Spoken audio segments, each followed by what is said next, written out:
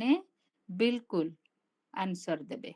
भूल भी हो, भूल हेले तो बहुत बढ़िया। भौणी आमକୁ ଆଉ ଥରେ ବୁଝେଇବେ। ତେଣୁ ଆପଣମାନେ ସମସ୍ତେ ବହୁତ ଖୁସି ଲାଗିବ। ଆପଣମାନଙ୍କୁ ବି ଆଉ ଆମକୁ ବି। ଭଉଣୀଙ୍କୁ ତ ବହୁତ ଖୁସି ଲାଗିବ। ତେଣୁ ଭୁଲ ବି ହଉ, ଯାହା ବି ବୁଝିଛନ୍ତି ଆପଣମାନେ ଆନ୍ସର ଦେବେ ଆଉ ଆନ୍ସର ଦେଇକି ମ୍ୟୁଟ୍ କରିଦେବେ। ଆଉ ଆଜି ଯାହା ପଢ଼ାଯିବ ଆପଣମାନେ ଟିକେ ଧ୍ୟାନ ସେ ଶୁଣିବେ। ଘର ଗୃହସ୍ଥରେ ରହୁଛେ ଆମେ ନା, ତ ଫିରି କାରୋବାର ରହୁଛି, ଘରେ ଅନ୍ୟ ମେମ୍ବର ରହୁଛନ୍ତି, ତେଣୁ ଟିକେ ଧ୍ୟାନ ଦେଇକି ଶୁଣିବେ। ଆଉ ଯାହା ବି ପଏଣ୍ଟ ଆସିବ ଆପଣମାନଙ୍କୁ ଭଲ ଲାଗିବ ନୋଟ୍ କରିବେ। ମନରେ କିଛି ପ୍ରଶ୍ନ ଆସେ, ଦ୍ୱନ୍ଦ୍ୱ ଆସେ, ଭଉଣୀ ଏମିତି କହୁଛନ୍ତି, ଆମେ ତ ଏମିତି ଭାବିଥିଲୁ, ଆମେ ଏଇଆ ଭାବିଥିଲୁ, ତ ଏଇଟା କେମିତି ହେଇପାରିବ? ବୁଦ୍ଧି ଯଦି ସ୍ୱୀକାର ନ କରେ ସେ ଜିନିଷଟା, ମନରେ ପ୍ରଶ୍ନ ଆସେ, ତାହେଲେ ନୋଟ୍ କରିବେ। ଆମେ ଭଉଣୀକୁ ନିହାତି ପଚାରିବା, କିନ୍ତୁ ପ୍ରଥମେ ତ ଆଗ ଆମେ ଭଉଣୀକୁ ଶୁଣିବା। ଭଉଣୀ ଆମକୁ ଟାଇମ୍ ଦେଇଛନ୍ତି 7 days କୋର୍ସ, ତେଣୁ ଭଉଣୀକୁ ଆମେ ଶୁଣି ସାରିଲା ପରେ ଆମେ ପୁଣି ଭଉଣୀକୁ ପ୍ରଶ୍ନ କରିପାରିବା।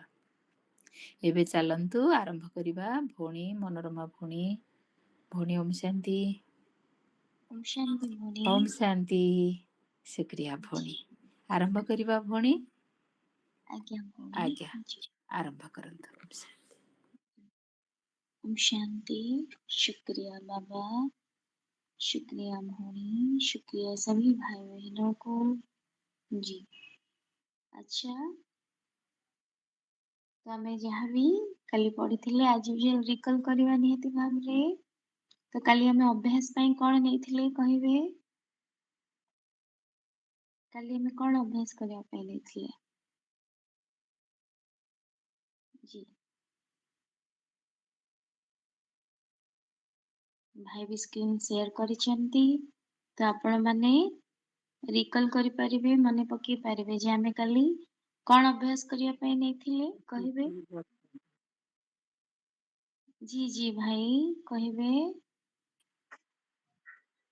ओम शांति भौणी, मैं सुख शांति। स्वरूप आत्मा हूँ। जी बहुत बहुत शुक्रिया।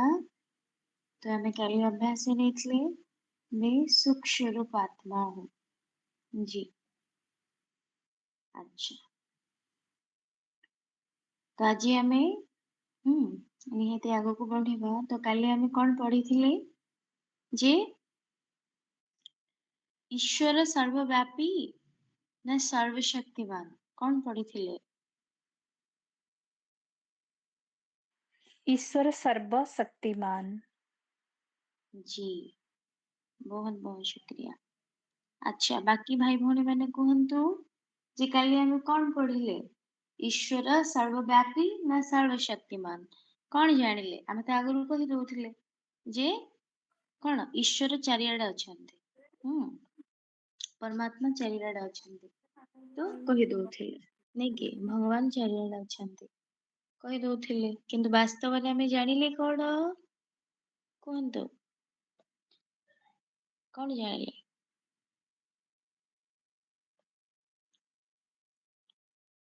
जी बाकी भाई भौणी कहबे। जी अजय भाई का आईडी रे भाई ओम शांति।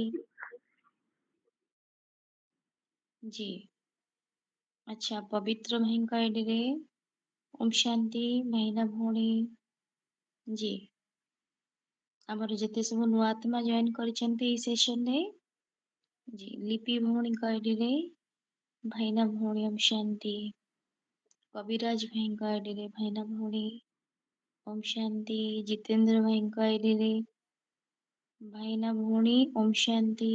भौणी रोजालिन साहू भी नुआ भौणी काली जॉइन ହେଇଛନ୍ତି। अच्छा काली जॉइन करछंती, काली क्लास रे थिले भौणी? ଭଉଣୀ ଆସିଥିଲେ, ଅଧାରୁ ଆସିଲେ, ସେପଟୁ ତାଙ୍କର କଣ ଯାତ୍ରା ଫାତ୍ରା ହଉଥିଲା ବୋଲି ସୁବିଲାନି ବୋଲି କଟିଗଲେ। अच्छा ठीक अछि। अच्छा ताले रुहंतु, आमे पुणी रिकल करिबा सब टॉपिक आउथरे, तो भौणी सुनी नेबे पर मुहूर्तरे। जी अच्छा जी, तो नुआ भाई भौणी माने हमर जो माने काली पूरा से क्लास सुनी चंती, जी कहिबे। जी कहंतु आमे कोन जानिले जे जी नलिनी भौणी हैंड रेज करिसेंती कहंतु जी कौन जानिले ईश्वर जी जी कहंतु सर्वशक्तिमान बहुत बहुत शुक्रिया। तो ईश्वर सर्वशक्तिमान किंतु सर्वव्यापी नुहंती जदि सर्वव्यापी ହେଇଥାନ୍ତେ ସମସ୍ତଙ୍କ ଭିତରେ ଯଦି ଈଶ୍ୱର ଥାନ୍ତେ परमात्मा ଥାନ୍ତେ ଯଦି ଆତ୍ମା ଆଉ ପରମାତ୍ମା ଏକ ହେଇଥାନ୍ତେ ତ ଏବେ ଦୁନିଆ କିଛି ଅଲଗା ହେଇଥାନ୍ତା। ତେଣୁ ଆତ୍ମା ଅଲଗା परमात्मा ଅଲଗା। तो ईश्वर सर्वव्यापी नुहंती किंतु सर्वशक्तिमान। जी अच्छा तापरे आमे आउ कोन जानिथिले जे मनुष्य आत्मा केवल मनुष्य जन्म निये ना पशुपक्षी आत्मा ହେଇକି ବି ପଶୁପକ୍ଷୀ ଶରୀର ଧାରଣ କରେ।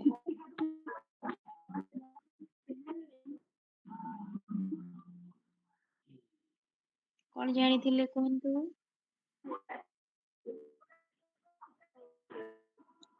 मनुष्य आत्मा केवल मनुष्य जन्म नहीं थाए ना पशु पक्षी भी शरीर नहीं थाए कौन जानिले हमें मनुष्य आत्मा केवल मनुष्य जन्म ही नहीं थाए भौणी। जी बहुत बहुत शुक्रिया। तो मनुष्य आत्मा केवल मनुष्य शरीर नहीं थाए जी पशु पक्षी नुहे तेणु मनुष्य तार कर्म र फल केमती पाई थाए एई मनुष्य शरीर रे ही पाई थाए। तेणु करी हमको कौन करिवार अछि कर्म को ठीक रखिबार अछि।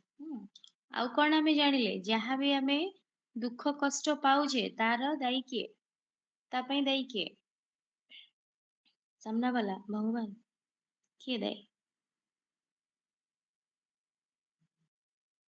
कहंतु किए आमे दायी? निजे ही दायी। जी तो तेणु करी आमे कौन जानिले जदि भी कौनसी दुख हमको मिलुछि कष्ट मिलुछि तो आमे कौन करूछे अन्य को दोष दे दउछे किंतु टिके भाबिबा दरकार निहाती भाबरे जदि मते दुख मिलुछि मते कष्ट होउछि बेले बेले सामान्य कथा भी कौनसी कथा अन्य मानक पई कौन मनोरंजनकारी ही थाए किंतु हमको कष्ट दे थाए। तो केवल कथा नहीं बहुत जिनस रही तो तेणु करी जदि भी हमको कष्ट होउछि बा शरीर रोग भोग भी होउछि यह भी रीजन अछि दुख कष्टर किंतु कौन जदि आमे कष्ट पाउछे ताहले कौन हबो कारण कौन ना आमे ही किछि भूल करिछे निहाती भावरे तो बिना कारण रे केही दंड पांती नहीं बिना कारण रे कष्ट के पाइबे ही नहीं से भली कौन हेई पारिबो ही नहीं। तो तेणु करी हमको कौन जदि भी कष्ट मिलुछि दुख मिलुछि ता पई कौन हमर द्वारा किछि भूल ହେଇछि निहाती भावरे तो तेणु करी आउ भूल करिवानी आउ गोटे जिंस काली आमे डिस्कशन करि पारलेनी आज करिया। अच्छा तो जेते बेले कौन होउछि जे कोनोसी कारण जोगु सपोज मते कोनोसी कारणरू दुख कष्ट मु फेस करूछि आउ कोन मु देखुछि जे गोटे पर्टिकुलर पर्सन कोनोसी जने व्यक्ति से मो परिवार रुहंतु बा रिलेटिव रुहंतु कि मो परिवेश रुहंतु जे कोनोसी जगह रुहंतु तो तांको जोगु मते बारंबार कष्ट सहिବାକୁ पडुछि से मो पई प्रॉब्लम क्रिएट करूछंती मते खराब भाबुछंती मो विषय रे खराब कहउछंती किछि भी कि मोर कोनोसी बाटरे से मोर क्षति करूछंती ठीक अछि। तो सेतेबेले जेतेबेले मु जानुछि सामना व्यक्ति मोर क्षति करूछि त निहाती तांको प्रति राग आसीबो हमर आ आमे कोन चाहेबे हमर क्षति करछंती माने तांकर भी क्षति हो स्वाभाविक एई भले भावना आसीबो साधारण माइंड रे किंतु जेमति कि आमे जानिले कर्मर गुह्य गति कोन ଯେ ଆମେ ବର୍ତ୍ତମାନ ଏଇ ଗୋଟିଏ ଜନ୍ମ ନୁହେଁ, କେତେ ଜନ୍ମ ନେଇକି ଆସିଲେଣି। ତେଣୁ କରି ଯେମିତି ଆମେ କଣ ଜାଣିଲେ, କେହି କାହାର ଖାଆନ୍ତିନି, କେହି କାହାର ନିଅନ୍ତିନି। ଯିଏ ଯାହାର, ଆମେ କହୁ ନା ଦାନେ ଦାନେ पे लिखा है खाने वाले का नाम। ପାଟିରୁ ନିବାଲା ନଉଥିବା ତଳେ ପଡିଯାଏ। ଆମେ ଖାଇବାକୁ ବସିଥିବା, ଆଉ ଜଣେ ଆସି ହାବୁଡି ଗଲେ ସିଏ ଖାଇଦିଅନ୍ତି। ଏଭଳି ସିଚୁଏସନ ବହୁତ ହେଇଛି, ଆମେ ଏକ୍ସପିରିଏନ୍ସ ନେଇଥିବା। ତ ତେଣୁକରି ତା ମାନେ କଣ? ତ ଯାହାର ଯୋଉଠି ଯାହା ଲେଖା ହେଇଛି, ଯିଏ ଯାହାର ହକଦାର ସେ ସେଇଟା ପାଇବ ହିଁ ପାଇବ। ତେଣୁ ଆମେ କାହାର କୌଣସି ଜିନିଷ ରଖିପାରିବାନି। ଆଉ କୌଣସି ବ୍ୟକ୍ତି ଆମକୁ ଅନାବଶ୍ୟକ ଦୁଃଖ କଷ୍ଟ ଦେଇପାରିବ ନାହିଁ, କେବେ ବି ନୁହେଁ। ତ ତେଣୁକରି ଯଦି ମିଳୁଛି ତା ମାନେ କଣ? କୌଣସି ଜନ୍ମରେ ଆମେ ବି ତାକୁ ହଇରାଣ କରିକି ଆସିଛେ, ଯାହା ଫଳରେ କି ବର୍ତ୍ତମାନ ଆମ ପାଇଁ ସେ ସେଇ ସେମ୍ ସିଚୁଏସନ କ୍ରିଏଟ କରୁଛି ନିହାତି ଭାବରେ। ତ ଏଇ କ୍ଷେତ୍ରରେ ଆମେ କଣ କରିବା? ଆମେ ତାଙ୍କ ଉପରେ ରାଗିବା, ତାଙ୍କ ଉପରେ କ୍ରୋଧ କରିବା, ତାଙ୍କ ପ୍ରତି ଅମଙ୍ଗଳ ଭାବନା କ୍ରିଏଟ କରିବା? ବିଲକୁଲ ବି ନୁହେଁ। ବର୍ତ୍ତମାନ ସମୟ ଆମର କଣ ନା, ଆମକୁ କଣ କରିବାର ଅଛି? ଆମେ ଦୁଃଖ କଷ୍ଟ ଭୋଗୁଛୁ ମାନେ ଆମେ କିଛି ଭୁଲ କର୍ମ କରିକି ଆସିଛେ, ଯାହା ଫଳରେ କି ଭୋଗୁଛେ। ତ ତାକୁ କଣ କରିବାର ଅଛି? ଚୁକ୍ତ କରିବାର ଅଛି, ଆଉ ଦୁଃଖ କଷ୍ଟ ଭୋଗିବାର ନାହିଁ। ତ କଣ କରିବାର ଅଛି? ଆମର ଯୋଉ ମାଇନସ ଆକାଉଣ୍ଟ, ଯାହା ସହିତ ବି ଆମେ କଣ ଅନବନ ହେଇଛି କୌଣସି ଜନ୍ମରେ, ତ ଏଇ ଜନ୍ମରେ କଣ କରିବାର ଅଛି? ଜାଣିଲେ ନା ଫ୍ୟାକ୍ଟ କଣ, ଯେ ଆମ ଦ୍ୱାରା କିଛି ତାଙ୍କ ପ୍ରତି ଆମେ ତାଙ୍କୁ ଦୁଃଖ ଦେଇଥିଲେ, ବର୍ତ୍ତମାନ ସେ ଆମକୁ ଦୁଃଖ ଦଉଛନ୍ତି। ସିମ୍ପଲ ଥିଙ୍ଗ, ଯଦି ନ ବୁଣିଥିବା କାଟିବା କୁଆଡୁ? ତ ତେଣୁ କରି ଆମକୁ କଣ କରିବାର ଅଛି? ଆମକୁ ବିଶାଳ ହୃଦୟବାନ ବନିବାର ଅଛି ନିହାତି ଭାବରେ। କାରଣ ଜ୍ଞାନ ଆମେ ବର୍ତ୍ତମାନ ରିଏଲାଇଜ କରୁଛେ, ବୁଝୁଛେ ଯେ ଏପରି ଜିନିଷ ହଉଛି କଣ ପାଇଁ। ତ ଯେତେବେଳେ ଆମେ କଣ ରୋଗର କାରଣ ଜାଣୁ, ତାର ନିବାରଣ ପାଇଁ ମେଡିସିନ ଖାଉ, ନା କି ସେ ରୋଗକୁ ବଢେଇ ଦଉ। ନିହାତି ଭାବରେ ମେଡିସିନ ଖାଇକି କମାଉ। ତ ସେମିତି ଏଇଭଳି ଯଦି ସିଚୁଏସନ ଆମ ଲାଇଫରେ ଆସୁଛି, କୌଣସି ପ୍ରତି ବ୍ୟକ୍ତି ଠାରୁ ଆମକୁ ଦୁଃଖ କଷ୍ଟ ମିଳୁଛି, ତାହେଲେ ଏଠି ଆମେ ଭାବି ନବା ଯେ ନିହାତି ଭାବରେ ଆମେ ବି ତାଙ୍କ ପ୍ରତି କିଛି ଅନ୍ୟାୟ ଅନୀତି, ତା ଯୋଗୁ ସେ ସାମ୍ନା ବ୍ୟକ୍ତି ବର୍ତ୍ତମାନ ଆମ ସାମ୍ନାରେ, ନିହାତି ତାର ଆମର କର୍ମ ରିଟର୍ନ ପାଇଁ ଆସିଲା। ତାପରେ କଣ ହବ? ଆମକୁ ସେଠି ସେ ଆକାଉଣ୍ଟ କ୍ଲୋଜ ନ କରିକି ଆମେ ଯଦି ପୁଣି ଆମେ ନେଗେଟିଭ ଚିନ୍ତାଧାରା ତାଙ୍କ ପ୍ରତି ବଢେଇବା, ଖରାପ ଚିନ୍ତାଧାରା ତାଙ୍କ ପାଇଁ ରଖିବା, ତାହେଲେ ସେ ଆକାଉଣ୍ଟ କଣ ହବ? ଆହୁରି ବଢି ଚାଲିବ, ଆହୁରି ଶତ୍ରୁତା ତାଙ୍କର ଆମ ଭିତରେ ବଢି ଚାଲିବ। କେବେ ବି ଆମେ ମିତ୍ର ହେଇପାରିବାନି। କି ଆମର କଣ, ମୋର ଯୋଉ କଣ ଖରାପ କର୍ମର ଆକାଉଣ୍ଟ ରହିଛି, ସେଟା କେବେ ସଲ୍ଭ ହବନି କି କ୍ଲୋଜ ହବନି। ତ ତେଣୁ କରି ଆହୁରି ବିକର୍ମର ଆକାଉଣ୍ଟ ବଢିଯିବ, ଆମର ଖରାପ କର୍ମର ଆକାଉଣ୍ଟ ବଢିଯିବ। ତ ତେଣୁ କରି ଏଇଠି ଆମର କଣ, କୌଣସି ଆତ୍ମା କାହାର ଶତ୍ରୁ ନୁହନ୍ତି, କିନ୍ତୁ ଆମ ନିଜର କର୍ମ ହିଁ ଆମକୁ କଣ କରୁଛି? ସମସ୍ତଙ୍କ ସାମ୍ନାରେ ଶତ୍ରୁ କରୁଛି, ଆମ ନିଜର କର୍ମ। ତ ଆମେ ଏମିତି ବି କହୁ, ଯଦି କଣ ଆମେ ଯଦି ଗୋଟେ ଶତ୍ରୁ ବି ଯଦି ହୁଅନ୍ତି, ତାଙ୍କ ସହିତ ଯଦି ଆମେ କଣ କରୁଛେ, ପ୍ୟାର ସେ କଥା ହଉଛେ ବାରମ୍ବାର, ସିଏ ଆମକୁ ଶତ୍ରୁ ଭାବନ୍ତି, କିନ୍ତୁ ଆମେ ଯଦି ତାଙ୍କୁ ମିତ୍ର ଭାବି ହୃଦୟରୁ କଣ କରୁଛେ, ତାଙ୍କ ପ୍ରତି ସେଇଭଳି ବ୍ୟବହାର ରଖୁଛେ, ସିଏ ବି ପରିବର୍ତ୍ତନ ହେଇଯିବେ। ତେଣୁ ସବୁ ଜିନିଷ ଆମରି ହାତ ମୁଠାରେ। ତ ତେଣୁ କରି ଆମକୁ କଣ କରିବାର ଅଛି? ଆମକୁ ନେଗେଟିଭିଟି ବଢେଇବାର ନାହିଁ। ଆମେ ଜାଣିଲେ ରିଜନ କଣ, ଜାଣିନଥିଲେ ଅଜ୍ଞାନତାରେ ଥିଲେ ସେଟା ଅଲଗା କଥା। କିନ୍ତୁ ବର୍ତ୍ତମାନ ଆମେ କଣ ବୁଝୁଛେ, ଯଦି ବି ସାମ୍ନା ପଟୁ ଆମକୁ କଣ ଆସୁଛି, ଖରାପ ଭାବନା ଆସୁଛି, ଖରାପ ଚିନ୍ତାଧାରା ଆସୁଛି, ଆମ ପ୍ରତି କିଛି କଣ ବ୍ୟାଡ ବିହେଭିୟର ଆସୁଛି, ତାହେଲେ ଆମେ କିଛି କରିଛେ ନିହାତି, ଯୋଉଟା କି ବର୍ତ୍ତମାନ ଆମକୁ ଖରାପ ଲାଗୁଛି। ତେଣୁକରି ଆମକୁ କଣ କରିବାର ଅଛି?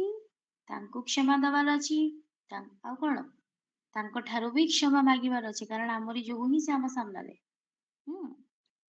ଆମେ ତାଙ୍କୁ କୌଣସି ଜନ୍ମରେ ହଇରାଣ କରିଛେ, ସେଥିପାଇଁ କି କଣ, ଆମେ ଏଇଭଳି ଏକ୍ସାମ୍ପଲ ଦେଖିଥିବା, ଜଣେ ଜଣେ ଲୋକ ଜଣଙ୍କ ଲାଇଫ ରେ ଆସିଯିବେ, ଜବରଦସ୍ତି ତାଙ୍କ ଲାଇଫ ରେ ଏମିତି ପଶିଯିବେ, ସବୁ ଜିନିଷରେ ତାଙ୍କର ଇଣ୍ଟରଫିୟର କରିବେ, ସବୁ ଜିନିଷରେ ତାଙ୍କର ମୁଣ୍ଡ ଖେଳେଇବେ, ତାଙ୍କୁ ହଇରାଣ କରିବେ, ଏମିତି ସବୁ ହୁଏ। ବାସ୍ତବ ଜିନିଷ ଏଇଟା। କିନ୍ତୁ କାହିଁକି ହୁଏ? କାହିଁକି ନା ଆମେ ବି ସେଇଭଳି କର୍ମ କରିକି ଆସିଛେ ତାଙ୍କ ସହିତ। ସେଥିପାଇଁ କି ଆମେ ହେଲ୍ପଲେସ୍, ଆମେ କିଛି କରି ବି ପାରିବାନି। କାହିଁକି? ଯେତେବେଳେ ଆମେ କରିଥିଲେ ସେ ହଇରାଣ ହେଇଥିଲା ଆମ ପାଇଁ, ତ ନିହାତି କର୍ମରେ ତ ରିଟର୍ନ ହବ ନା, ତ ନିହାତି। ତ ତେଣୁକରି ଯେତେବେଳେ ଆମେ ଜାଣୁଛେ ଯେ ଜିନିଷ ବାସ୍ତବତା ଏଇଆ, ତ ତେଣୁକରି ଆମକୁ କଣ କରିବାର ଅଛି? ତାଙ୍କଠାରୁ କ୍ଷମା ମାଗିବାର ଅଛି, ତାଙ୍କୁ କ୍ଷମା କରିବାର ଅଛି, ତା ସହିତ ତାଙ୍କ ପ୍ରତି ସଦ୍ଭାବନା ସୁଭାବନା ରଖିବାର ଅଛି, ଯେ ସେ ଆତ୍ମାର ମନୋବୃତ୍ତି ମୋ ପ୍ରତି କଣ ପରିବର୍ତ୍ତନ ହେଇଯାଉ। ଆଉ କଣ? ଖାଲି ଉପରେ କହିବାନି, ଆମେ ବି ତାଙ୍କ ପ୍ରତି ସେଇ ସଦ୍ଭାବନା ରଖିବା ଆଉ ତାଙ୍କୁ ସହୃଦୟରୁ କ୍ଷମା କରିଦବା, ଯେ ସେ ଆତ୍ମାର କି କୌଣସି ଭୁଲ ନାହିଁ, ଆମର କର୍ମ ଥିଲା, ତେଣୁକରି ସେ ଆତ୍ମାର ବି ମଙ୍ଗଳ ହଉ। ତେଣୁ ତାଙ୍କ ପ୍ରତି ବି ଆମର କଣ ରହିବା ଦରକାର? ସଚ୍ଚା ସ୍ନେହ ଭାବ ରହିବା ଦରକାର। ତାହେଲେ ସେ ଆତ୍ମା ବି ପରିବର୍ତ୍ତନ ହେଇଯିବେ ଆଉ ଆମର କାର୍ମିକ କ୍ଲୋଜ ହେଇଯିବ। ତ ତେଣୁକରି ଆମକୁ କଣ କରିବାର ଅଛି? କର୍ମ ପ୍ରତି ସଚେତନ ରହିବାର ଅଛି। ତାପରେ ତା କଣ? ଭାବନାରେ ବି ତ ଭାବନାରେ ବି ଆମେ କଣ? କାହା ପ୍ରତି ଅମଙ୍ଗଳ ଚିନ୍ତା କରିବା ନାହିଁ। ଆଉ ଜାଣିଲେ ଆମେ ଯେ ଆମ କର୍ମକୁ କଣ? ଆମର ଖରାପ କର୍ମକୁ କେମିତି ଆମେ ଫୁଲ ଷ୍ଟପ୍ ଦବା। ଯଦି ବି ଆମେ ବ୍ୟାଡ ବିହେଭିୟର ପାଉଛେ, କିଛି ଭୁଲ ରିଆକ୍ସନ ପାଉଛେ, କି ଆମର କ୍ଷତି କରୁଛନ୍ତି, ଆମେ କିନ୍ତୁ ତାଙ୍କର କ୍ଷତି କରିବାନି। କାହିଁକି? ଆମେ ଜାଣିଲେ ରିଜିନ କଣ? ଅଲରେଡି କ୍ଷତି କରିଥିଲେ ବୋଲି ସେ ଆମ ସାମ୍ନାରେ, ଯଦି ପୁଣି କରିବା ପୁଣି ଆହୁରି ଆଡ ହେଇଯିବ। ପ୍ରୋବ୍ଲେମ କିଏ ଫେସ୍ କରିବ? ଆମେ ହିଁ କରିବା। ତ ତେଣୁ କରି ଆମକୁ କଣ କରିବାର ଅଛି? କ୍ଷମା ମାଗିବାର ଅଛି, କ୍ଷମା କରିବାର ଅଛି। ଆଉ ସଚ୍ଚା ସ୍ନେହ ଭାବ ରଖିବାର ଅଛି, ସଚ୍ଚା ସଦ୍ଭାବନା ରଖିବାର ଅଛି, ଶୁଭାବନା ଶୁଭକାମନା ରଖିବାର ଅଛି ସାମ୍ନା ବାଲା ପ୍ରତି। ତାହେଲେ କଣ ହବ? ଏକରେ ତ ଆମର ଯାହା କାର୍ମିକ ଆମ ଭିତରେ ଅଛି ସେଇଟା କ୍ଲୋଜ ହବ, ତା ସହିତ ଆମ ଭିତରେ କଣ? ଗୁଡ ରିଲେସନ, ଭଲ ସମ୍ପର୍କ ବି ବାନ୍ଧି ହବ। ନିହାତି ଭାବରେ। ଆଉ ଆମେ ମିତ୍ର ହିଁ ବନିଯିବା, ଶତ୍ରୁ କେବେ ହେବାର ଚାନ୍ସ ହିଁ ନାହିଁ। ଯଦି ଆମେ କଣ? ସଚ୍ଚା ହୃଦୟରେ ଗ୍ରହଣ କରୁଛେ ଏଇ ଜିନିଷକୁ, ଆଉ ଭାବନା ବି ସେଇଭଳି ରଖୁଛେ। ଖାଲି ଯଦି ଆମେ ଉପରେ କହିବା ହଁ ମୁଁ ତାକୁ କ୍ଷମା କରିଦେଲି, କିନ୍ତୁ ଭିତରେ ଆମର ଭାବନା ଠିକ ନଥିବ, ତାହେଲେ ସେଇଭଳି କ୍ଷେତ୍ରରେ କୌଣସି ସମ୍ପର୍କ ଭିତରେ କଣ ହବ? ମଧୁରତା ଆସିବ ହିଁ ନାହିଁ, ଓଲଟି ଆହୁରି ଶତ୍ରୁତା ବଢିଯିବ। କାହିଁକି ନା କଥାଟାରୁ ଭାବନାର ପ୍ରଭାବ ବହୁତ ଅଧିକା। ଆମେ ସିନା କହି ଦଉଛେ ଠିକ ଅଛି, କିନ୍ତୁ ଭାବନା ଯେତେବେଳେ ମନରେ ସୃଷ୍ଟି ହଉଛି, ଯଦି ଆମେ ଯାହାଟା କହୁଛେ ଭାବନା ବି ସେଇଆ, ଠିକ ଅଛି। ଆମେ ଜଣକୁ କ୍ଷମା କଲେ ଭିତରୁ ବି ସେଇ ଭାବନା ଅଛି, କିନ୍ତୁ ଆମେ ଉପରେ କ୍ଷମା କରିଦେବା,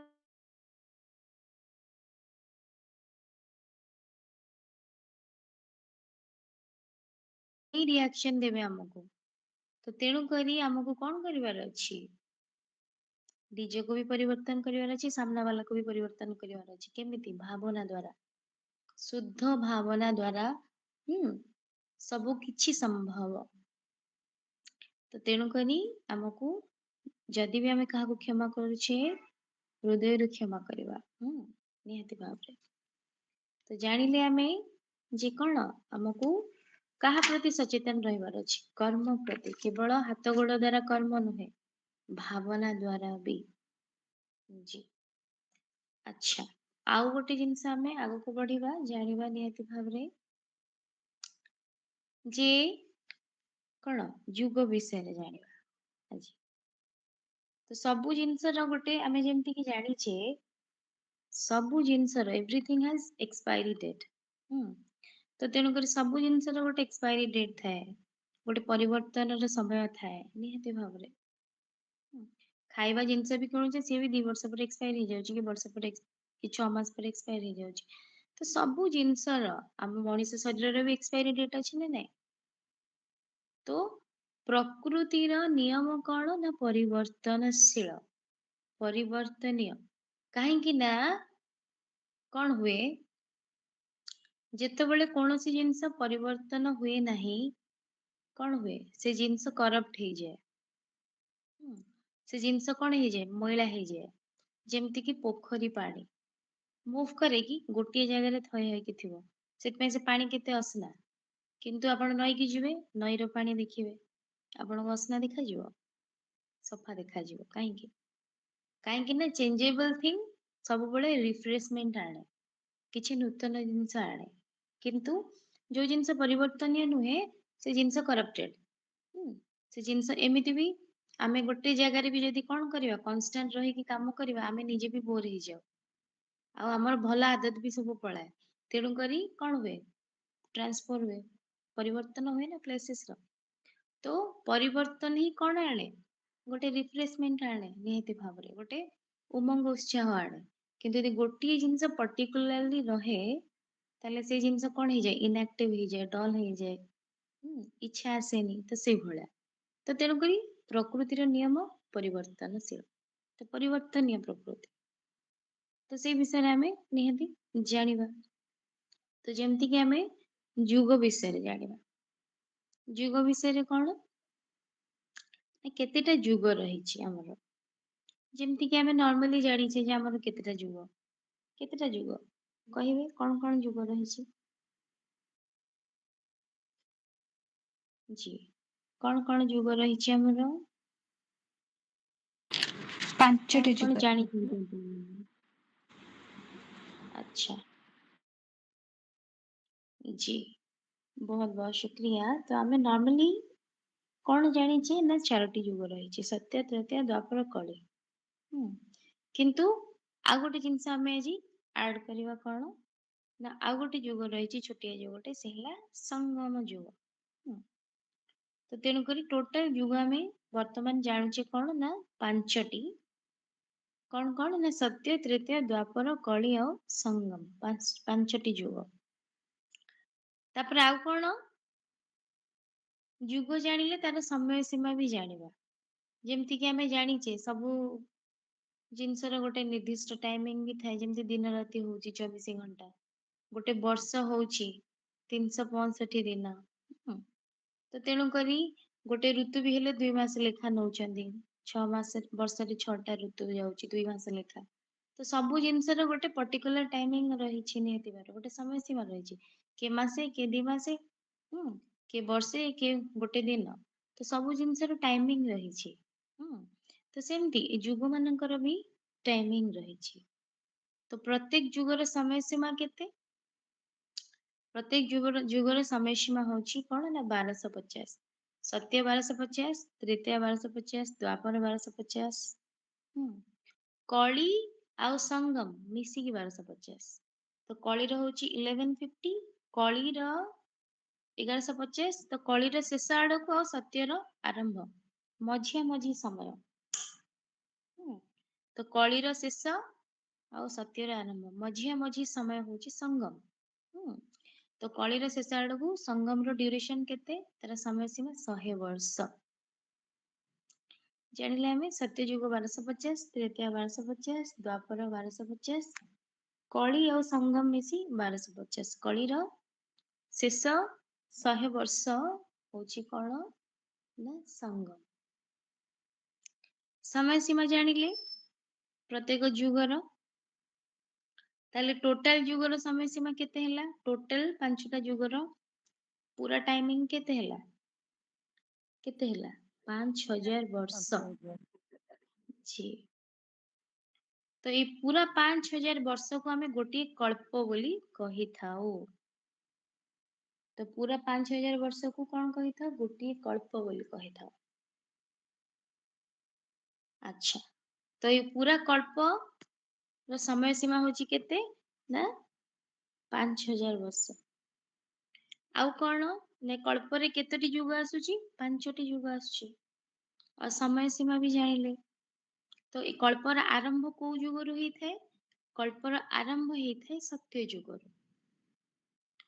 कल्पर आरंभ सत्य हुए, सत्य देगी तृतीया, तृतीया पर द्वापर, द्वापर पर कली, आउ कली पर कौन आसे? संगम। तो संगम रो जेतेबेले एंड आसे, संगम सरला पर पुणी कौन हुए? पुणी ए कल्पर कौन हुए? पुनरावृत्ति हुए। तो एक कल्प कौन हुए? गोटे कल्प सत्य रु आरंभ हेकी सरे कोठी ना संगम एंड रे। जेतेबेले सत्य रु आरंभ हेई संगम सरीबो, संगम रो 100 वर्ष कंप्लीट हबो, सेतेबेले कौन हबो? गोटे कल्प माने 5000 वर्ष कंप्लीट हबो। तापर पुणी कौन हम 5000 वर्ष कंप्लीट हो गला संगम कंप्लीट हो गला सत्यु स्टार्ट है संगम सरी गला तापर कौन हम वर्तमान आम टिके एग्जांपल नहीं कि बुझिबा नियति भाव जेमती कि आमे देखुचे जे कौन दिन राति होची दिन राति होची केमिति होची दिन राति रे गोटे टाइमिंग रहउची 24 घंटा अरे कौन दिन राति हवा पई कि 24 घंटा समय लागुची तापर कौन होची दिन राति तापर 24 घंटा सरला पुणी कौन होची सेटा कंटीन्यूअस प्रोसेस पुणी दिन राति चली छी ना चलीनी नियति भाव रे समय सीमा में जानिचे जे दिन राति हवा पाई 24 आवर 24 घंटा लागुची किंतु कौन होची ए जो दिन राति प्रोसेस टा सेटा कौन होची कंटीन्यूअसली चलीची दिन पर राति राति पर दिन दिन पर राति राति पर दिन तो गोटे कौन साइकिल चक भलिया चलीची केबे स्टॉप होची ना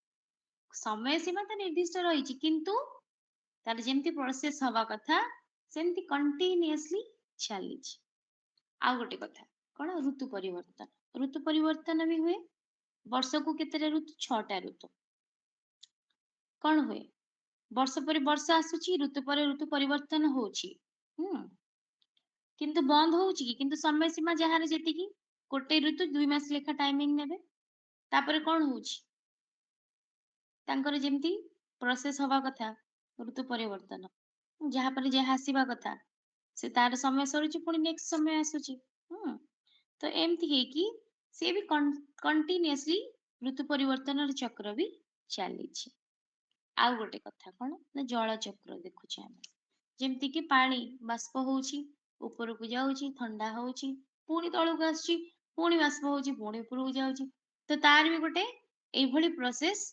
चलीची गोटे प्रक्रिया चलीची तो एटा गोटे कौन कंटीन्यूअस प्रोसेस दिन राति हो ऋतु परिवर्तन हो कि जल चक्र हो एगुड़ाक सब कौन गोटे कंटीन्यूअस प्रोसेस तार लिमिटेशन माने तार निर्दिष्ट समय सीमा अछि ता सहित सेही समय सीमा रे से कौन करूछंदी सेही समय सीमा रे तांकर प्रोसेस भी चलीछि तो सेमती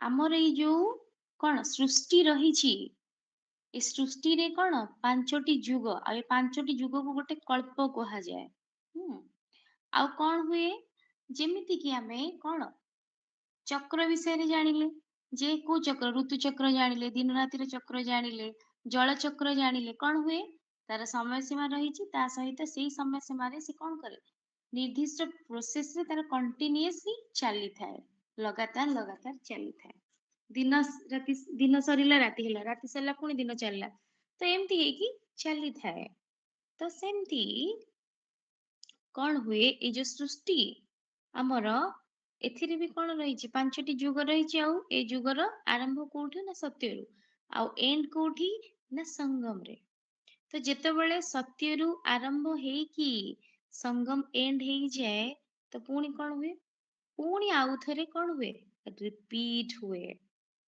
पुणी चले पुणी जेमती कि डीवीडी प्लेयर गोटे डीवीडी प्लेयर एग्जांपल हमें नबा कैसेट को कौन करवा इंसर्ट करवा प्ले करवा तो डीवीडी कैसेट रे कौन थाए मूवी थाए जे कौन से बर्थडे पार्टी हला वेडिंग पार्टी हला बाहागर हला व्रतघर हला जहाँ भी आपण मन तादरे रेकॉर्ड करिके रखिथिबे ताले कौन हबो आपण ताकू पुट करिवे प्ले कर साला परे 2 घंटा कि 3 घंटा रो मूवी देखिले तापरे बंद कले ताकू काढी देले से कैसेट को काढिबे पुणी आउ थरे प्ले करिवे इंसर्ट करिवे प्ले करिवे आपण से कौन देखिबो जहाटा 2-3 घंटा पूर्व आपण देखिथिले सेम टाइमिंग थिबो सेम सिनारियो थिबो जोठी जहा देखिथिबे आपण सेई जिंस ही देखेबो निहति भाबरे तो जेते थर आपण कौन करिवे से कैसेट को काढिबे पुणी पुट करिवे पुणी प्ले करिवे पुणी काढिबे पुणी पुट करिवे पुणी प्ले करिवे से आपण कौन देखिबो सेती की समय जो 2 घंटा कि 3 घंटा रे आपण देखिथिले सेई जिंस देखिबे जो समय रे जहा देखिथिले सेया देखिबे किछि भी तंदरे परिवर्तन नथिबो जेते थर आपण प्ले करिवे फर्स्ट टाइम आपण जहा देखिथिले जेते थर प्ले करिवे सेम जिंस ही देखिबे तो कौन हुए बारंबार रिपीट हुए जेते थर आमे प्ले करिवा सेते थर से सेम जिंस रिपीट हबो तो से भली ए सृष्टि टीवी कौन हुए ନା ସତ୍ୟରୁ ଆରମ୍ଭ ହେଇ ସଙ୍ଗମ ଏଣ୍ଡ ଯାଏ। ତ ଯେତେବେଳେ ସତ୍ୟରୁ ଆରମ୍ଭ ହେଇ ତ୍ରେତୟା ଦେଇ ଦ୍ୱାପର ଦେଇ କଳି ଦେଇ ସଙ୍ଗମ ଏଣ୍ଡ କୁ ଯାଏ ତ ତାକୁ କେତେ ସମୟ ଲାଗେ? କେତେ 1250 ଲେଖା କେତେ ସମୟ ଲାଗେ ନା 5000 ବର୍ଷ। ଯେମିତି ଗୋଟେ କ୍ୟାସେଟ କୁ ପ୍ଲେ କଲେ 2 କି 3 ଘଣ୍ଟା ଟାଇମ ଲାଗେ, ଥରେ ପ୍ଲେ କଲେ 3 ଘଣ୍ଟା ସମୟ ନବ, ପୁଣି ତାକୁ କାଢିବେ, ପୁଣି ପ୍ଲେ କଲେ ପୁଣି ସେଇ ସେମ୍ 3 ଘଣ୍ଟା ସମୟ ନବ। ତ ସେଇଭଳି ଏ ସୃଷ୍ଟିଟି କଣ ନା ପ୍ଲେ ହୁଏ କୋଉଠୁ? ତାର ଆରମ୍ଭ କୋଉଠୁ ନା ସତ୍ୟ ଯୁଗରୁ। ସତ୍ୟରୁ ପ୍ଲେ କରିବା ଆରମ୍ଭ ହେଲେ ସେ ତ୍ରେତୟା ଦେଇ ଦ୍ୱାପର ଦେଇ କଳି ଦେଇ ସଙ୍ଗମ ଏଣ୍ଡ କୁ ଯିବ। ତାକୁ ସମୟ କେତେ ଲାଗିବ ପୁରା କମ୍ପ୍ଲିଟ ହବା ପାଇଁ କି? ଏ ସୃଷ୍ଟି ରୂପକ କ୍ୟାସେଟ ଥରେ ପ୍ଲେ ହେଲା ମାନେ ତାକୁ ଟାଇମ ଲାଗିବ ସରିବା ପାଇଁ 5000 ବର୍ଷ। ତ ତେଣୁ କରି ଯେତେବେଳେ କଣ ହବ ସତ୍ୟରୁ ଆରମ୍ଭ ହେଇ ତ୍ରେତୟା ଦେଇ ଦ୍ୱାପର ଦେଇ କଳି ଦେଇ ସଙ୍ଗମ କୁ ଯିବ, ତାହେଲେ ସଙ୍ଗମର ଏଣ୍ଡ ରେ କ୍ୟାସେଟ ର ଏଣ୍ଡ ହେଲା। ତାପରେ ପୁଣି ସେ କଣ ହବ? ପୁଣି ସଙ୍ଗମ ଏଣ୍ଡ ରେ ଯେତେବେଳେ ଗୋଟିଏ କଳ୍ପ କମ୍ପ୍ଲିଟ ହେଇଗଲା, 5000 ବର୍ଷ କମ୍ପ୍ଲିଟ ହେଇଯିବ। ସତ୍ୟରୁ ଆରମ୍ଭ ହେଇକି ସେ ସଙ୍ଗମ ଏଣ୍ଡ ରେ ପହଞ୍ଚିଲା ପରେ 5000 ବର୍ଷ କମ୍ପ୍ଲିଟ। ତ 5000 ବର୍ଷ କମ୍ପ୍ଲିଟ ହେଇଗଲା ପରେ କ୍ୟାସେଟ ସରିଗଲା। ତାହେଲେ ପୁଣି କଣ ହବ? ପୁଣି ଆଉଥରେ ରିପିଟେସନ। ଥରେ କଣ ହଉଛି? ଏ ସୃଷ୍ଟିର ପୁନରାବୃତ୍ତି ହଉଛି। ଏ ସୃଷ୍ଟିର ଇତିହାସ ଭୂଗୋଳ ଯାହା ବି ରହିଛି, ହିଷ୍ଟ୍ରି ଜିଓଗ୍ରାଫି ସବୁ କଣ ହଉଛି? ପୁନଃ ହୁବହୁ ରିପିଟ ହଉଛି। ପୁନରାବୃତ୍ତି ହଉଛି। ସେଥିପାଇଁ କି ଆମେ ସୃଷ୍ଟିକୁ କାହା ସହିତ ତୁଳନା କରିଛେ? ଚକ୍ର ସହିତ। ଯେମିତି ଦିନ ରାତି ହଉ, ଋତୁ ପରିବର୍ତ୍ତନ ହଉ, ଏସବୁ କଣ ଗୋଟେ କଣ୍ଟିନ୍ୟୁଅସ ପ୍ରୋସେସ ରେ ଚାଲିଛି। ଆମେ ଜାଣିଛେ ଦିନ ରାତି ହବାକୁ 24 ଘଣ୍ଟା ଲାଗେ, ତାପରେ ବି ଆମେ କଣ ଦେଖୁଛେ? ସେଇ 24 ଘଣ୍ଟା ଲାଗୁଛି, କିନ୍ତୁ କଣ୍ଟିନ୍ୟୁଅସଲି ଚାଲିଛି ନା ନାଇଁ? ଜଳଚକ୍ର କଣ୍ଟିନ୍ୟୁଅସଲି ଚାଲିଛି ନା ନାଇଁ? ତ ସେଇଭଳି ଯେ ସୃଷ୍ଟିକୁ ଚକ୍ର ସହିତ ତୁଳନା କରାଯାଇଛି। ଯେମିତି ଗୋଟେ ଚକ୍ର କଣ ହଉଛି? ଦିନ ରାତି ଚକ୍ର ଲଗାତାର ଭାବେ ଚାଲିଛି। ଋତୁ ପରିବର୍ତ୍ତନ ଚକ୍ର ଲଗାତାର ଭାବେ ଚାଲିଛି। ଜଳ ଚକ୍ର ଲଗାତାର ଭାବେ ଚାଲିଛି। ଯାହାର କି ଆଦି ମଧ୍ୟ ଅନ୍ତ ନାହିଁ। କଣ? ସାଇକେଲ ପେଡାଲ ମାରିଲା ଭଳିଆ କଣ ହଉଛି? ଚାଲିଛି। Continuous process. ଦିନ ରାତିର କଣ ଅଛି? ପରିବର୍ତ୍ତନ ହଉଛି, କିନ୍ତୁ ଆମେ କିଛି କହିପାରିବା ଯେ ଦିନ ଯାଇକି ଏଇଠି ରହିଯିବ ତ ସେଇଠି ଷ୍ଟପ ହେଇକି ରହିଗଲା, ରାତି ଯାଇକି ସେଇଠି ଯାଇକି ଷ୍ଟପ ହେଇକି ରହିଯିବ, ସେମିତି କିଛି ଅଛି କି? ନା, ତାର କଣ୍ଟିନ୍ୟୁଅସ ପ୍ରୋସେସ ଚାଲିଛି। ତାର କୌଣସି ଆଦି ମଧ୍ୟ ଅନ୍ତ ନାହିଁ। ଚକ୍ରର ଆଦି ମଧ୍ୟ ଅନ୍ତ କିଛି ଅଛି କି? ନାହିଁ। ସେଇଭଳି କିନ୍ତୁ ଏଇଟା ଗୋଟେ ଏମିତି ପ୍ରୋସେସ ଯୋଉଟା କି ଲଗାତାର ଭାବେ ଚାଲିଛି, ଚାଲିବ ବା ଚାଲୁଛି। ତ ସେଇଭଳି ଏ ସୃଷ୍ଟି ବି କଣ ନା ସୃଷ୍ଟିକୁ ଗୋଟେ ଚକ୍ର ସହିତ ତୁଳନା କରାଯାଇଛି। ସୃଷ୍ଟିକୁ କାହା ସହିତ ତୁଳନା କରାଯାଇଛି? ନା ଚକ୍ର ସହିତ। କାହିଁକି? ନା ଯେମିତି ଋତୁଚକ୍ର ଦେଖିଲେ, ଦିନ ରାତିର ଚକ୍ର ଦେଖିଲେ, ତ ସେଇଭଳି ଏ ସୃଷ୍ଟି ବି କଣ ନା ସତ୍ୟରୁ ଆରମ୍ଭ ହେଇ ତ୍ରେତୟା ଦ୍ୱାପର କଳି ଦେଇ ସଙ୍ଗମକୁ ଆସେ, ଆଉ ସଙ୍ଗମ ଯେତେବେଳେ ଏଣ୍ଡ ହେଇଯାଏ କଣ ହୁଏ? ଗୋଟେ କଳ୍ପର ଶେଷ ହେଇଥାଏ। ମାନେ 5000 ବର୍ଷ କମ୍ପ୍ଲିଟ ହୁଏ, ଗୋଟେ କଳ୍ପ ଏଣ୍ଡ ହୁଏ। ଏ ପୁରା କଣ? ଗୋଟେ କଳ୍ପର ଡ୍ୟୁରେସନ କେତେ? ସମୟ ସୀମା 5000 ବର୍ଷ। ତ ଥରେ ଷ୍ଟାର୍ଟ ହେଲା ମାନେ କଣ ହବ? ସତ୍ୟରୁ ଆରମ୍ଭ ହବ, ସତ୍ୟରୁ ତ୍ରେତୟା, ତ୍ରେତୟାରୁ ଦ୍ୱାପର, ଦ୍ୱାପରରୁ କଳି, କଳିରୁ ସଙ୍ଗମ। ତ ସଙ୍ଗମ ଯେତେବେଳେ ଏଣ୍ଡ ହବ, ପୁରା କଣ ହେଲା? ଗୋଟେ କଳ୍ପର ସମାପ୍ତି ଘଟିଲା। ତ ତାପରେ କଣ ହବ? ଯେମିତି କି ଆମେ କହିଲେ ଏଇଟା ଗୋଟେ ସୃଷ୍ଟିଟା ବି ଗୋଟେ କଣ୍ଟିନ୍ୟୁଅସ ପ୍ରୋସେସ। ତ ପୁଣି ତାର ସତ୍ୟରୁ ପୁଣି ଷ୍ଟାର୍ଟ ହବ, ପୁଣି ତ୍ରେତୟା ଯିବ, ପୁଣି ଦ୍ୱାପର, ପୁଣି କଳି, ପୁଣି ସଙ୍ଗମ ହେଲେ ପୁଣି ରିପିଟେସନ। କୋଉଠୁ? ପୁଣି ସତ୍ୟରୁ ଚାଲିବ। ତ ଏଇଭଳି ଭାବରେ ଏ ଡ୍ରାମାର କଣ ହଉଛି? ଏ ସୃଷ୍ଟି ରୂପକ ଡ୍ରାମାର କଣ ହଉଛି? ପୁନରାବୃତ୍ତି ହଉଛି। ଏ ସୃଷ୍ଟିରେ ଯୋଉ ଆମେ ଦେଖୁଛେ ସବୁ ଯୁଗ, ତାର କଣ ହଉଛି? ରିପିଟେସନ ହଉଛି, ପୁନରାବୃତ୍ତି। ଆଉ କଣ? ଯେମିତି କି ଆମେ କହିଲେ କି ଆଉ ଯେତେବେଳେ ଆମେ DVD ପ୍ଲେୟାର ପ୍ଲେ କରୁଛେ, ଯୋଉ ସମୟରେ ଆମେ ଯାହା ଦେଖିଥିବା ସେଇଟା ହିଁ ଦେଖିବା। ତ ସେମିତି ଏ ସୃଷ୍ଟି ବି ହଉଛି କଣ? ଏ ସୃଷ୍ଟିରେ ଯୋଉ ଚାଲିଛି ଡ୍ରାମା, ଯୁଗ ପରିବର୍ତ୍ତନ ହଉଛି, କଳ୍ପ ପରିବର୍ତ୍ତନ ହଉଛି, ପୁଣି ତାର ରିପିଟେସନ ହଉଛି। ତ ତେଣୁକରି ଏଇଟା ବି ହଉଛି କଣ ନା ଯେତିକି ସପୋଜ ବର୍ତ୍ତମାନ ଆମେ କଣ କରୁଛେ? ଏଠି ବସିଛେ, ଜ୍ଞାନ ଶୁଣୁଛେ, କ୍ଲାସ କରୁଛେ। ତ ତେଣୁକରି ଏଇଟା ଆମ ପାଇଁ ପ୍ରଥମ ଥର ନୁହେଁ। ଯେମିତି କି ଆମେ ଜାଣିଲେ ଯେ କଣ ହଉଛି? ସୃଷ୍ଟିର କଣ ହଉଛି ପୁନରାବୃତ୍ତି ହଉଛି। ତ ସେମିତି କେତେ କଳ୍ପ ଗଲାଣି, କେତେ କଳ୍ପ ଗଲାଣି, ଯେମିତି କି ଆମେ ପୂର୍ବ କଳ୍ପରେ ବି ଏମିତି ପାଠ ପଢିଥିଲେ, ପୁଣି ଏଇ କଳ୍ପରେ ପଢୁଛେ, ପୁଣି ଏଇ କଳ୍ପ ଯେତେବେଳେ ସରିଯିବ ପୁଣି ନେକ୍ସଟ ନୂଆ କଳ୍ପ ଆସିବ, ସେ କଳ୍ପରେ ବି ଏଇ ଜିନିଷ ସେମ ରିପିଟ ହବ। ତେଣୁ କରି Kind of watching କଣ ହଉଛି indicators, କେବଳ trisection patterns, ସମୟର holding. ରିପିଟେସନ Still ହଉନି, you are not. ଯାହା ବି ସିନ୍ ଦୃଶ୍ୟ ତାର ବି ରିପିଟ ହଉଛି।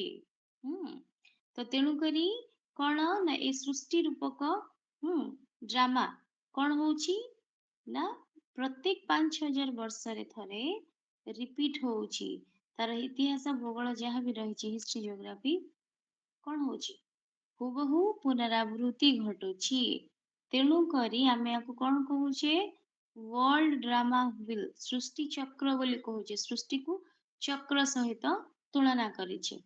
ତ ତେଣୁ କରି ଭଗବାନ ଆମକୁ ବର୍ତ୍ତମାନ କଣ ପାଠ ପଢଉଛନ୍ତି, ନଥିଙ୍ଗ ନ୍ୟୁ, କିଛି ବି ନୂଆ ନାହିଁ। କାହିଁକି? କାହିଁକି ନା ଏଇ ଯୋଉ କଣ ଏଇ ସୃଷ୍ଟିର କଣ ହଉଛି ପୁନରାବୃତ୍ତି ହଉଛି, କଳ୍ପର ପୁନରାବୃତ୍ତି ହଉଛି। ତ ତେଣୁ କରି ଏଇଟା ପ୍ରଥମ କଳ୍ପ ନୁହେଁ ଯୋଉଠିକି ଆମେ ବର୍ତ୍ତମାନ ବସିଛେ। ଏମିତି କେତେ କଳ୍ପ ଗଲାଣି, ଆଉ ଆମେ ଏମିତି କେତେ ଥର ବସିଛେ ପାଠ ପଢିଛେ। ତେଣୁକରି ଏଇ ସବୁ ଜିନିଷ ଆମ ପାଇଁ ନୂଆ ନୁହେଁ। ସେଥିପାଇଁ କି କଣ କୁହାଯାଏ ଆତ୍ମା ଅବିନାଶୀ, ପରମାତ୍ମା ଅବିନାଶୀ, ତା ସହିତ ଡ୍ରାମା ବି ଅବିନାଶୀ।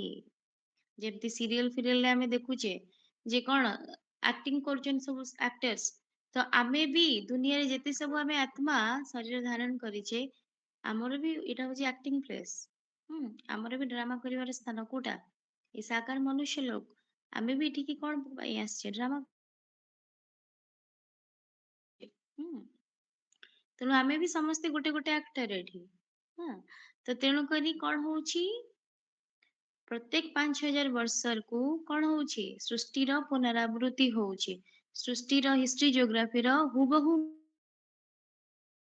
ପୁନରାବୃତ୍ତି, ଯାହା ଘଟିଥିଲା କଳ୍ପେ କଳ୍ପେ ଘଟିଛି, ଆଉ ବର୍ତ୍ତମାନ ସେଇଆ ଘଟୁଛି, ଆଉ ଯେତେ ବି କଳ୍ପ ଆସିବ ଆଗକୁ ସେମ ଜିନିଷ ହିଁ ରିପିଟ ହବ। ତେଣୁକରି ସୃଷ୍ଟିକୁ ସୃଷ୍ଟି ଚକ୍ର ବୋଲି କୁହାଯାଉଛି, ୱାର୍ଲଡ ଡ୍ରାମା ହୁଏ। ସୃଷ୍ଟିକୁ ଚକ୍ର ସହିତ ସେଇଥିପାଇଁ ତୁଳନା କରାଯାଇଛି, କାହିଁକି ନା ହିଷ୍ଟ୍ରି ଜିଓଗ୍ରାଫି ପ୍ରତ୍ୟେକ 5000 ବର୍ଷରେ ଥରେ ରିପିଟ ହଉଛି।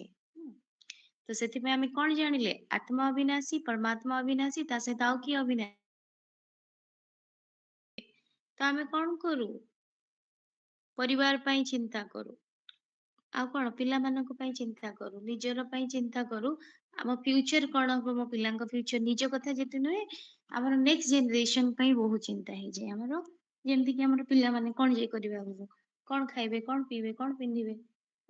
ତ ତେଣୁକରି ତାଙ୍କ ଚିନ୍ତା ଆମକୁ ବେଶୀ ମାଡି ବସେ, ନାଇଁ କି?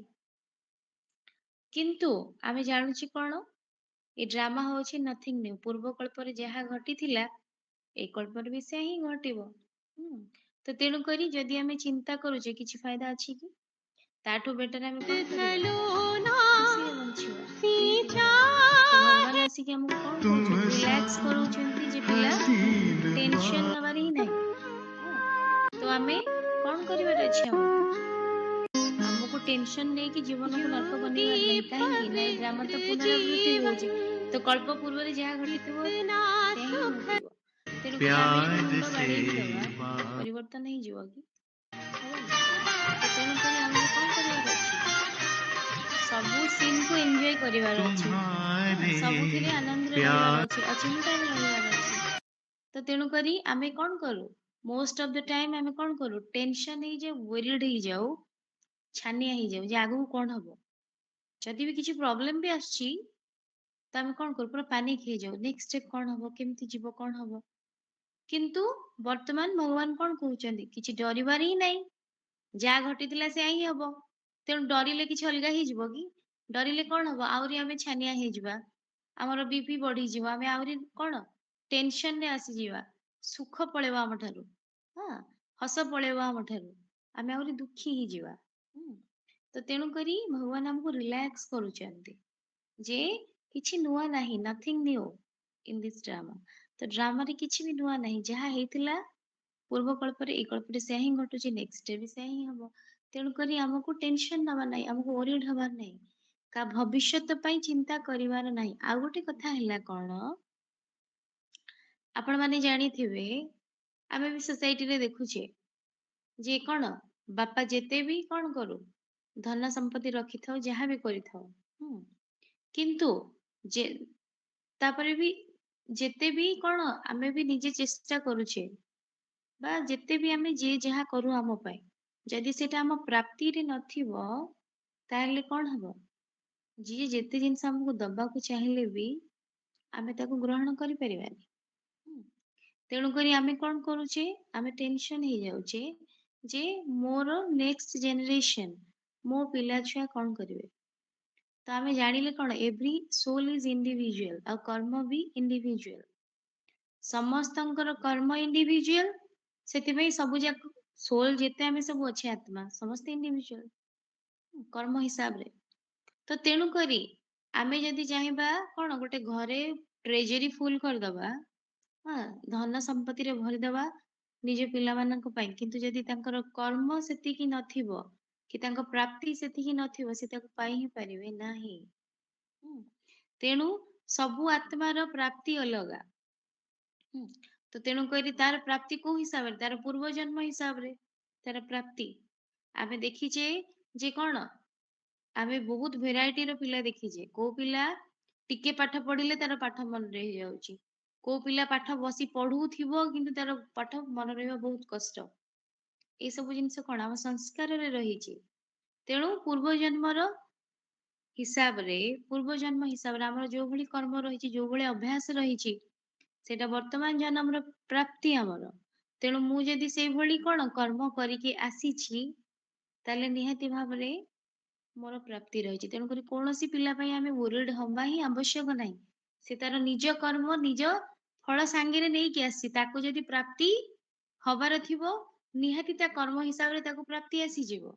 ତେଣୁ ଆମେ ଯଦି ଚାହିଁବା ଯେ ନାଇଁ ଆମେ ସବୁ ପରିଶ୍ରମ କରି ତା ପାଇଁ କି ସଞ୍ଚୟ କରି ରଖିଦବା ତାର କିଛି ଦୁଃଖ କଷ୍ଟ ଆସିବନି ସେଟା ଭାବିବା ହିଁ ଆମର ଭୁଲ। ତ ତେଣୁ କରି ସବୁ ଆତ୍ମାର କଣ ପ୍ରାପ୍ତି ତାର କର୍ମ ହିସାବରେ ସେ ଆମ ପୁଅ ହେଇଯାଆନ୍ତୁ ଝିଅ ହେଇଯାଆନ୍ତୁ ଯାହା ବି ହେଇଯାଆନ୍ତୁ। ତ ତେଣୁ କରି କଣ ହୁଏ ସେମିତି କିଛି କଣ ହବାର ହିଁ ନାହିଁ କାହିଁକି ନା ଯାହାର ଯାହାର ଯେଉଁଭଳି କର୍ମ ରହିଛି ତାର ପ୍ରାପ୍ତି ସେଇଭଳି। ତ ତେଣୁ କରି ଆମେ ଏମିତି ବି ଦେଖିଥିବା କଣ ମାନେ ବାପା ମା ବହୁତ ବୁଢା ହେଇଯିବେଣି କିନ୍ତୁ ଖଟୁଥିବେ ପୁଅ ବସିକି ଖାଉଥିବ ସେଠି ଆମେ କଣ କରୁ ପୁଅ ଉପରେ ନିହାତି ରାଗ ଆସିବ ଯେ କଣ କରେ ନା ପୁଅ ବାପା ମା ବୁଢା ହେଲେଣି ତଥାପି ତାଙ୍କ ପଇସାରେ ଚଳୁଛି। କିନ୍ତୁ ଆମେ ଜାଣିଛେ କି କର୍ମ କଣ ଆମେ ତ ଆତ୍ମା ଦୃଷ୍ଟିରେ ଦେଖିଲେ ସମସ୍ତେ ସମାନ କାହା କର୍ମ ରହିଛି କଣ ଆମେ ଜାଣିଛେ କି ଜାଣିନେ। ତ ପୂର୍ବ ଜନ୍ମରେ କିଛି ସିନାରୀ ଅଲଗା ହେଇଥିବ ଯାହା ଫଳରେ କି ବର୍ତ୍ତମାନ କଣ ସେମାନେ ସୁଝୁଛନ୍ତି। ତ ତେଣୁ କରି ସବୁ ଜିନିଷରେ କଣ ମଙ୍ଗଳ ରହିଛି ସବୁ ଜିନିଷ ଲଜିକାଲ ଆଉ କଣ କର୍ମ। ତ ତେଣୁ କରି ଆମକୁ କଣ କରିବାର ଅଛି ୱରିଡ୍ ହବାର ନାହିଁ ଟେନସନ ହବାର ନାହିଁ। କିନ୍ତୁ ଆଉ ଗୋଟେ କଥା କଣ ଯେତେବେଳେ ଆମେ ୱରିଡ୍ ହେଇକି କରୁଛେ ଦୁଃଖରେ କରୁଛେ ଯେକୌଣସି କର୍ମ ସେ କର୍ମ ଆମେ ଠିକ ଭାବରେ କରିପାରିବା କି ଯେତେ ଆମେ ବେଟର କରିପାରିବା ଆମେ ଯେତେବେଳେ ଶାନ୍ତ ରହିବା ଖୁସିରେ ରହିବା ତାହେଲେ ଯେକୌଣସି କର୍ମ ଆମେ କରିବା ତାକୁ ସଫଳତା ଭାବରେ କରିପାରିବା। କିନ୍ତୁ ଯଦି ଯେତେବେଳେ ଆମେ ୱରିଡ୍ ହେଇକି କରୁଛେ ଟେନସନରେ କରୁଛେ ଯେତିକି ରେଜଲ୍ଟ ଦବା କଥା ସେ କର୍ମ ଦ୍ଵାରା ଆମକୁ ଯେତିକି ରେଜଲ୍ଟ ପ୍ରାପ୍ତି ହବା କଥା ସେଇଟା ହେଇପାରେନି ସଫଳତା ପାଇପାରୁନା। ତ ତେଣୁକରି ଭାବନ୍ତୁ ଭଗବାନ ଆମକୁ କେତେ ରିଲାକ୍ସ କରୁଛନ୍ତି। ତ ନିହାତି ଭାବରେ ତ ଆମେ ଜାଣିଲେ କଣ ଡ୍ରାମାର ରିପିଟେସନ ହଉଛି ଆଉ ପ୍ରତ୍ୟେକ ଆତ୍ମାର ପ୍ରାପ୍ତି ତା ନିଜର କର୍ମ ଆମକୁ ଆମେ ଚାହିଁଲେ କାହାକୁ ଚାହିଁଲେ ବି ଆମେ କିଛି କରିପାରିବାନି। ଆପଣ ଦେଖନ୍ତୁ ଗୋଟେ ଆଇଏଏସ୍ ଅଫିସର ର ପୁଅ ସିଏ କଣ ଆଇଏଏସ୍ ଅଫିସର ହେଇଯିବ ବୋଲି ମାନେ ଅଛି ତ ହଉନି। ଜଣେ ଗଭର୍ଣ୍ଣମେଣ୍ଟ ଅଫିସର ପୁଅ ସେ କଣ ଗଭର୍ଣ୍ଣମେଣ୍ଟ ଅଫିସର ହେଇଯାଉଛି ନା ଗୋଟେ ଡକ୍ଟର ପୁଅ ଡକ୍ଟର ହେଇଯାଉଛି। ହଁ ସେମିତି କହିଦେବାକୁ ଅଛି ହଉଛନ୍ତି କିନ୍ତୁ ଆଉ କେତେଟା କ୍ଷେତ୍ରରେ ହଉ ବି ନାହାନ୍ତି। ତେଣୁକରି ଏଠି କଣ ନିଜର କର୍ମ ସେ ଆତ୍ମାର କ୍ୱାଲିଟି ଉପରେ ଡିପେଣ୍ଡ କରେ ତାର ପ୍ରାପ୍ତି। ତ ତେଣୁ କରି ଆମେ କାହା ପାଇଁ କିଛି କରୁନେ କି ଆମକୁ କାହା ପାଇଁ କିଛି ପୋତା ସମ୍ପତ୍ତି ରଖିବାର ହିଁ ନାହିଁ। ଯଦି ତାର ପ୍ରାପ୍ତିରେ ନଥିବ ସେ ପ୍ରାପ୍ତ କରି ହିଁ ପାରିବନି ତେଣୁ ରଖିକି କଣ ଫାଇଦା। ତ ତା ବୋଲିକି ନୁହେଁ ଯେ ଆମେ ଚେଷ୍ଟା କରିବାନି କିନ୍ତୁ ଆମେ ଯୋଉ ଦୁଃଖ କଷ୍ଟ ନେଇକି କରୁଛେ ୱରିଡ୍ ହେଇଯାଉଛେ टेंशन हो जाउची राति राति हमको निद होउनी मो पिलार भविष्यत कौन हबो किंतु एटा केते दूर ठीक नुहे बिल्कुल कहीं ना प्रत्येक आत्मार प्रति अलग अलग तार कर्म हिसाब रे तो तेणु करी आमको निजे कौन करिवार अछि रिलैक्स रहिवार अछि आ गोटे कथा हला आमे जेते चिंता शून्य रहिबा रिलैक्स रहिबा सेते आमे आ किछि कोन सोसाइटी आ हम वाइब्रेशन को ठीक रखि परिबा आम संस्पर्श रे जे आसीबे से भी सेति की कोन अचिंता अनुभव करि परिबे सेति सुखर अनुभव करि परिबे किंतु जेतबेले आमे दुखी ही जाउचे वरीड ही जाउचे ते वाइब्रेशन भी आमे सोसाइटी को आ कोन एटमॉस्फेयर को से भले दोचे अन्य माने भी दुखी ही जिवे से वाइब्रेशन रे तो तेणु करी हमको सब जिनस बुझिबार अछि तो तेणु करी हमको कौन करिवार अछि जो भी कर्म करूछि हमें चिंता शून्य ही करबा रिलैक्स ही करबा किछि प्रेशर नवार नहीं जी तो आमे आउ टिके डिटेल्स रे काली जिबा निहति भाव रे तो तेणु करी आज हमें कौन पढ़िले नथिंग न्यू ड्रामा सृष्टि को कौन कहा जाउची सृष्टि चक्र बोली कहा जाउची तो एथिरे किछि भी नुआ नहीं नथिंग न्यू ड्रामार पुनरावृत्ति प्रत्येक कल्प को कौन होउची कल्प 5000 वर्ष को थरे तो तेणु करी हमको कर्म किंतु कर्म तो करिवार अछि किंतु केमिति खुशी रे करिवार अछि चिंता शून्य करिवार अछि रिलैक्स हे करिवार अछि जहा फल कि जो कर्म करिवा से हमको सफलता दब निहति भाव रे जी बहुत बहुत शुक्रिया बाबा शुक्रिया सभी भाई बहनों को ओम शुक्रिया शांति बहन बहुत बहुत शुक्रिया जी अच्छा कहीं भी जानतुनी भौणी को तो अशेष अशेष धन्यवाद किंतु 2 मिनिट आमे भगवान को शुक्रिया करके जीवा विभूति भाई जी अच्छा आज सोममान देबे की भौणी सारा दिन अभ्यास हाँ पाई भोणी जी जी जी जी जी जी भोणी मैं शक्ति स्वरूप आत्मा हूँ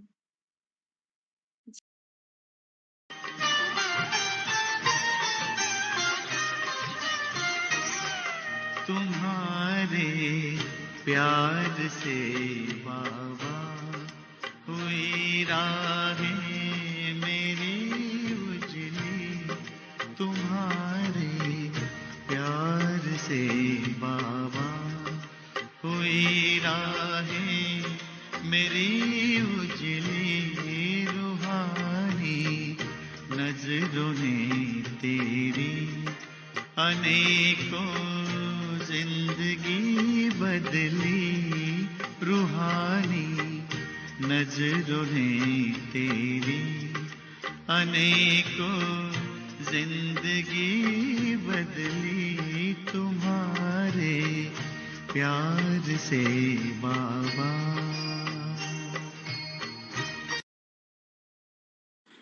शुक्रिया भाई जी शुक्रिया शुक्रिया सभी भाई बहनों को जी काली पुणी आमे आकुरेट 9 रे पहुंची जिबा जुड़ी जिबा अच्छा आज जहाँ भौणी पढ़िले बिल्कुल भूलिबेनी चिंतन मंथन करिवे सारा दिन आओ आमे काली 9 रे समस्ते पहुंची जिबा जुड़ी जिबा जी बहुत बहुत धन्यवाद दिल से शुक्रिया।